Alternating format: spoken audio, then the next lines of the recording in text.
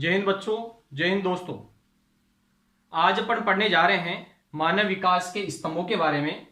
मानव विकास के जो स्तंभ है ये 4 हैं, लेकिन उससे पहले अपन ने चर्चा की थी कि मानव विकास जो सूचकांक है ये सबसे पहले 1990 में महबूब उल हक ने ये तैयार किया था, जो पाकिस्तान का अच्छा एक अर्थशास्त्री रहा है। इसके अलावा इनका एक सहयोगी रहा है जो भारतीय मूल का है, भारतीय है, अमर्त्य सेन जिसका नाम है। काफी अच्छा अर्थशास्त्री रहा है ये भी। और उन्होंने क्या है अलग अलग कुछ विकल्प बताए उन्होंने कि महबूब उल हक ने कहा कि मानव विकास सूचकांक के लिए विकल्पों में वृद्धि होना जरूरी है। अगर विकल्पों में वृद्धि होगी तो मनुष्य आगे बढ़ेगा, संसाधन ज्यादा से ज्यादा आपूर्ति करेगा, क्रय शक्ति उनकी बढ़ेगी, शिक्षा का स्तर बढ़ेगा, स्वास्थ्य सुविधाएं बढ़ेगी, जिनके कारण से मानव विकास सूचकांक अच्छा आ सकता है। इसके अलावा अमर्त्य सेन ने कहा कि स्वतंत्रता में वृद्धि हो। स्वतंत्रता के अंतर्गत क्या है, अगर वृद्धि होगी तो वो विकल्प चुन सकेगा अपने अनुसार, तो स्वतंत्रता होना बहुत जरूरी है। इसी प्रकार से ये जो 4 जो सूचक उन्होंने बताए थे कि शिक्षा है, अच्छी शिक्षा होनी चाहिए, स्वास्थ्य है और क्रय शक्ति है। मतलब क्रय शक्ति का मतलब है आय से संबंधित है। जैसे उदाहरण भी अपन ने बताया था कि अगर शिक्षा जिसके पास में नहीं है वो कभी भी ये नहीं सोच सकता कि मैं डॉक्टर बन जाऊं। अनपढ़ व्यक्ति ये कह दे कि मैं डॉक्टर बनूंगा तो असंभव है, उसके लिए शिक्षा जरूरी है। इसके अलावा अपन ये कह दें कि कोई गरीब व्यक्ति है और वो अच्छे अस्पताल के अंदर इलाज अपना करवाएं तो ये असंभव है, क्योंकि उसकी क्रय शक्ति नहीं है, उसके अनुसार है वो वहन नहीं कर सकता। अच्छे हॉस्पिटल के अनुसार क्या है वो पैसे वहन नहीं कर सकता, इसके कारण से उसका स्वास्थ्य भी कमजोर होगा। तो इस प्रकार से कहने वाला ये सूचक है जो क्षेत्र विशेष दिए हुए हैं, उसके हिसाब से क्या है मानव विकास सूचकांक प्रतिवेदन तैयार भी किया गया। इसके अलावा इसके 4 स्तंभ बताए गए हैं। जैसे कोई एक बिल्डिंग खड़ी करते हैं और उसके 4 पिलरों पे ये खड़ी है, अगर उनमें से एक भी कमजोर हो तो बिल्डिंग गिर सकती है।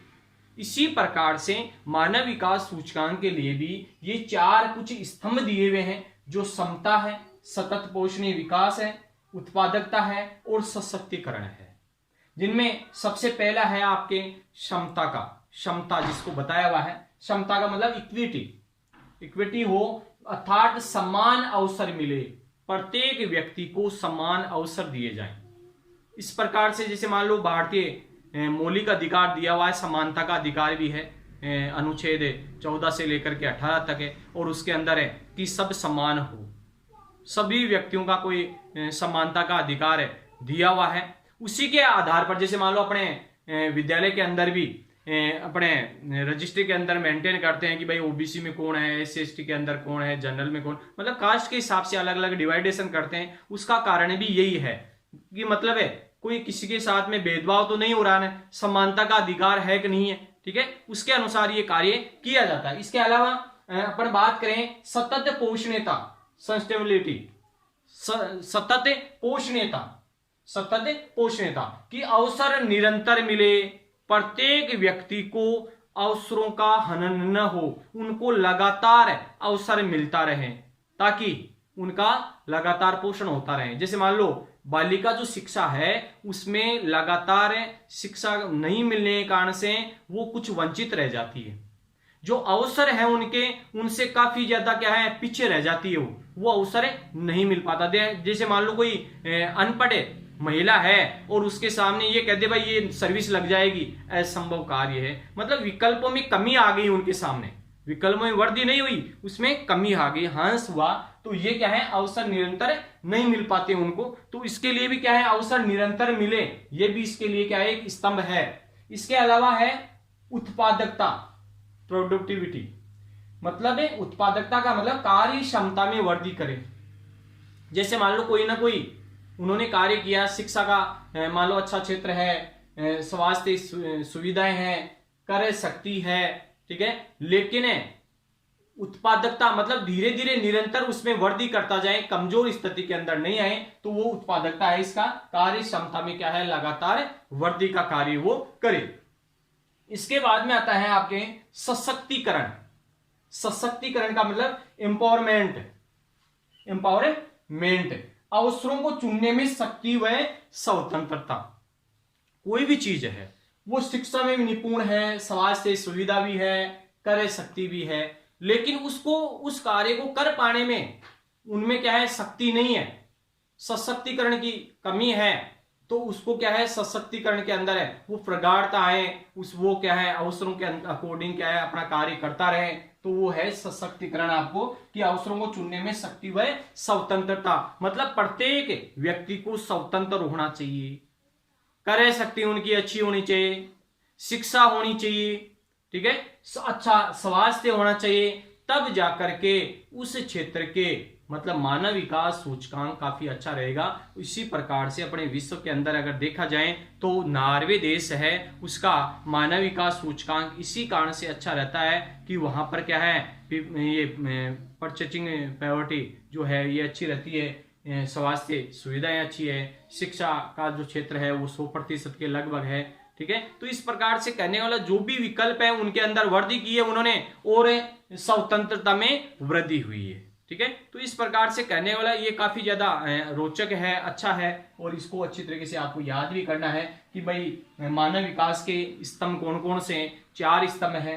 पहला है समता, दूसरा सतत पोषणीयता, तीसरा उत्पादकता, और चौथा है सशक्तिकरण। इस प्रकार से 4 स्तंभ आपको याद भी करने हैं, सही ढंग से आपको याद करने हैं। तो इस प्रकार से समता, सतत पोषणीयता, उत्पादकता, सशक्तिकरण में वृद्धि, ठीक है, ये याद करना है अच्छी तरीके से। जय हिंद, जय भारत।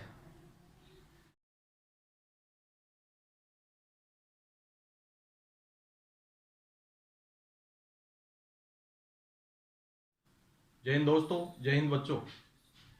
आज अपन नेक्स्ट जो टॉपिक पढ़ने जा रहे हैं वो है मानव विकास के उपागम।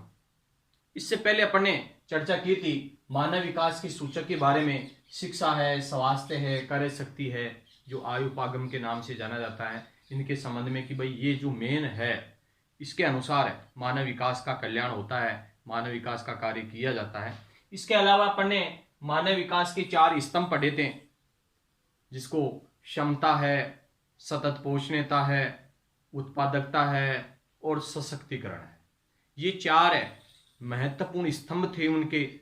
अगर उनमें से एक भी डिगमिगा जाए तो मानव विकास सूचकांक अच्छा नहीं आएगा। मतलब मानव विकास के लिए ये 4 स्तंभ बहुत जरूरी है, ठीक है। इसके बाद में अपन पढ़ने जा रहे हैं मानव विकास के उपागम, जिसमें अप्रोचेज अर्थात मानव विकास के उपागम। मानव विकास के जो उपागम है इनको भी 4 भागों में बांटा गया है। मतलब 4 उपागम है मानव विकास के। कितने उपागम है? 4 उपागम है। 4 उपागम में पहला जो उपागम है वो है आय उपागम, इनकम की सोर्स। मतलब इनकम डेवलपमेंट अगर जिसका होगा, इसका मतलब मानव विकास उतना ही अच्छा होगा, डेवलपमेंट कर पाएगा, क्योंकि एक पावर होता है उसके अंदर। मतलब इनकम की सोर्स ज्यादा होंगे जिसके पास में, तो वो क्रय शक्ति उसकी ज्यादा होगी। क्रय शक्ति ज्यादा होगी तो स्वास्थ्य सुविधा भी ले पाएगा, शिक्षा भी ले पाएगा, क्रय शक्ति होगी, ठीक है। तो इस प्रकार से करने वाला मानव विकास सूचकांक उसका बहुत अच्छा जाएगा, ठीक है। तो एक पहला जो उपागम है वो है आय उपागम। मतलब इनकम डेवलपमेंट का कार्य अगर करें तो उसके कारण से मानव विकास सूचकांक बहुत अच्छा हो सकता है। ये एक उपागम है।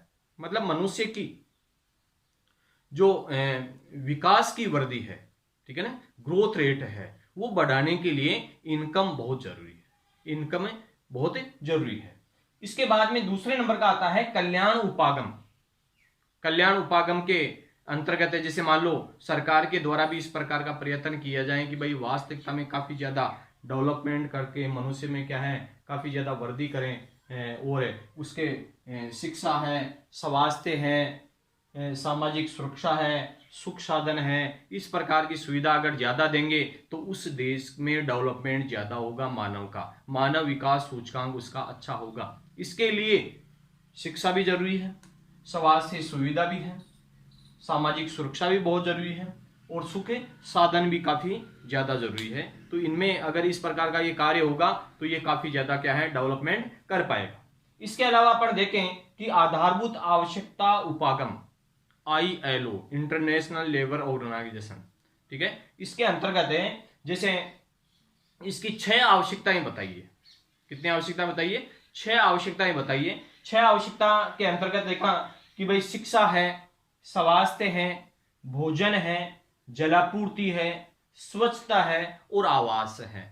ये मनुष्य की मूलभूत आवश्यकताएं हैं। अगर ये सबके पास में है पूर्ण रूप से तो उसका मानव विकास बहुत अच्छा होगा, डेवलपमेंट कर पाएगा वो। अगर इनकी कमी है, मूलभूत आवश्यकताओं में भी कमी है, उस देश की स्थिति खराब है। ठीक है, मानव विकास सूचकांक काफी कमजोर स्थिति के अंदर आएगा। तो इसके लिए क्या चाहिए? जरूरी है शिक्षा भी जरूरी है, स्वास्थ्य सुविधा भी जरूरी है, भोजन भी है, जलापूर्ति भी है, स्वच्छता भी है और आवास है। इस प्रकार से करने का मतलब जो मूलभूत आवश्यकता है वो 6 बताई है, लेकिन इसके अंदर जो महबूबुल हक का विकल्पों में वर्दी उसकी कमी पाई जाती है।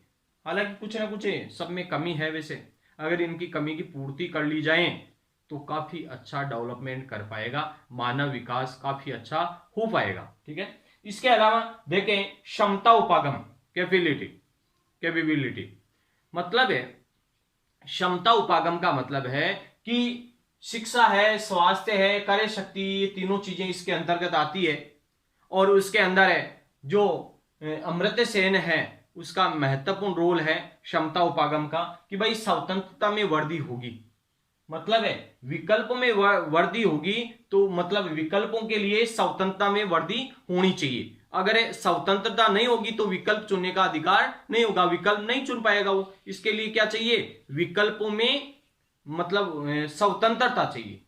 विकल्प चुनने के लिए क्या चाहिए? स्वतंत्रता चाहिए। ऐसा किसने कहा था? अमर्त्य सेन। तो अमर्त्य सेन का विशेष इसमें योगदान है क्षमता उपागम के अंतर्गत। तो इस प्रकार से करने का वाला अपना जो मानव विकास है ये सूचकांक आपको सूचक याद करना है। इसके अलावा इसके 4 स्तंभ याद करने हैं। इसके अलावा आपके मानव विकास के उपागम याद करने हैं। वही चीज बतानी है आपको जैसे अपने स्टार्टिंग के अंदर जैसे वृद्धि और विकास के अंदर अंतर बताया था, उस प्रकार से वृद्धि नहीं करनी है आपको, वृद्धि के साथ साथ में डेवलपमेंट का कार्य भी करना है, विकास का कार्य भी आपको चुनना है। मतलब है अपन आगे जैसे जैसे बढ़ रहे हैं, वृद्धि कर रहे हैं ना, इसके साथ साथ में प्रत्येक स्टूडेंट को याद भी करना है। और याद के लिए आपका सबसे अच्छा तरीका है जैसे मान लो जितना टॉपिक आपको बताया जाए उसके अकॉर्डिंग याद कर लो। जैसे मान लो मानव विकास के उपागम कौन कौन से हैं साहब? मानव विकास के 4 उपागम है। 4 उपागम में आय उपागम है पहला, दूसरे नंबर का आपके कल्याण उपागम है, तीसरे नंबर का आधारभूत आवश्यकता उपागम है और चौथे नंबर का क्षमता उपागम है। इस प्रकार से जैसे 4 स्तंभ कौन कौन से? जैसे क्षमता है, सतत पोषणीयता है, उत्पादकता है, सशक्तिकरण है। ये 4 स्तंभ है, 4 इसके मजबूत स्तंभ के रूप में जाने जाते हैं। तो ये भी आपको अच्छी तरीके से याद करना है। इसके अलावा महबूबुल हक ने विकल्प में वृद्धि करने की प्रक्रिया को बताया, ठीक है, जबकि अमर्त्य सेन ने क्या बताया? इसकी स्वतंत्रता में वृद्धि को ज्यादा महत्व दिया उन्होंने। इसके अलावा महत्वपूर्ण इसके सूचक कौन कौन से हैं मानव विकास के? वो है शिक्षा है, स्वास्थ्य है, कार्य शक्ति है। ठीक है, तो इस प्रकार से करने का मतलब अच्छी तरीके से उसके अंदर है याद करना है, आपको तैयारी अच्छी करनी है और आगे आपको बढ़ते चले जाना है। इसके आगे अपन जो HDI मान है, human development index, human development index के बारे में पढ़ेंगे कि भाई कौन सा देश क्या है, कौन सी स्थिति क्या है, ठीक है, उसके अंदर क्या क्या काम में लिया जाता है, उसके संबंध में अपन चर्चा करेंगे। जय हिंद, जय भारत।